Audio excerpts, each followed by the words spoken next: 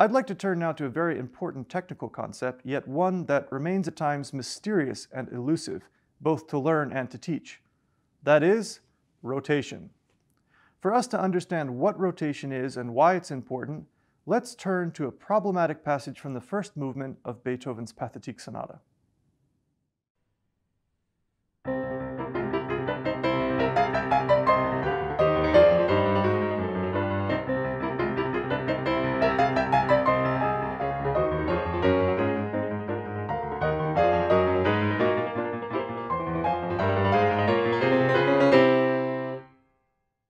This passage provides a great opportunity to discuss the importance of rotation with students, since these extended passages of broken octaves are tiring to the point of complete exhaustion if the proper technique is not applied. Practice these passages over and over the wrong way, and a student is at risk of pain, if not injury. As with octave playing, rotation can best be explained by a closer inspection of the hand and arm. Let's look at proper rotation in slow motion, at a moderate tempo, and at high speed. It's important to notice that what is really happening here is a transfer of arm weight from one side of the hand to the other. Also, notice that neither the thumb nor the pinky is activating from the knuckle joint.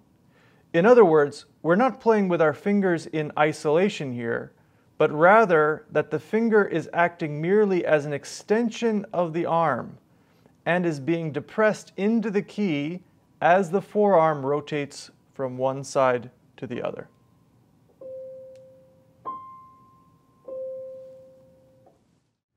This is a crucial element of rotation. The arm can theoretically rotate ad infinitum, but the fingers themselves can only be activated at speed and with pressure applied for a limited amount of time before the muscles of the arm tire and one can go no further. Let's look at another, even more difficult passage involving rotation from Beethoven's Sonata for Piano and Violin.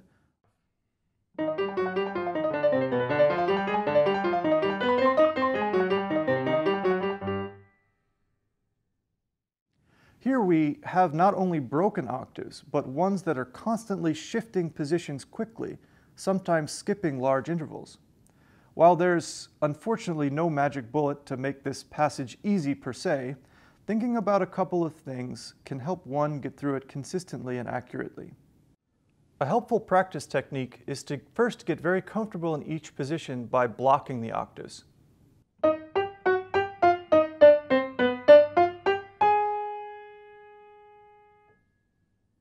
Next, break the octaves, but quickly, focusing on the position of the thumb.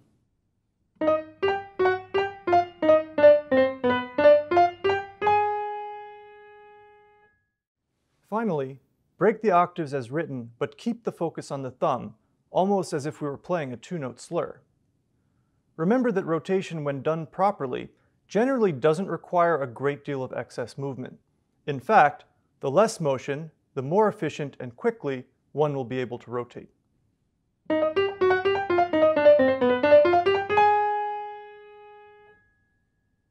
Rotation is not just about broken octave playing, but it can also be helpful in passages both under and over an octave. Let's look at the opening of Liszt's famously difficult La Campanella Etude.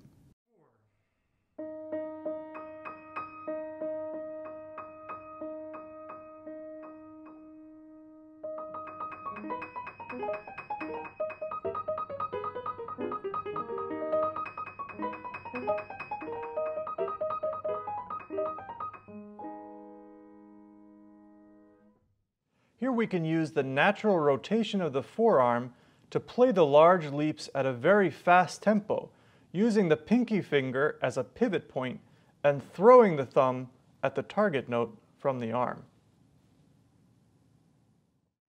Tone, octave playing, and rotation are just a few of the many fundamental concepts that go into having a sound technique, and I hope you'll think about them as you approach your next practice session or your next lesson with a student. Being able to communicate our vision of the music that we play and helping our students to do so is one of our primary goals as pianists and teachers.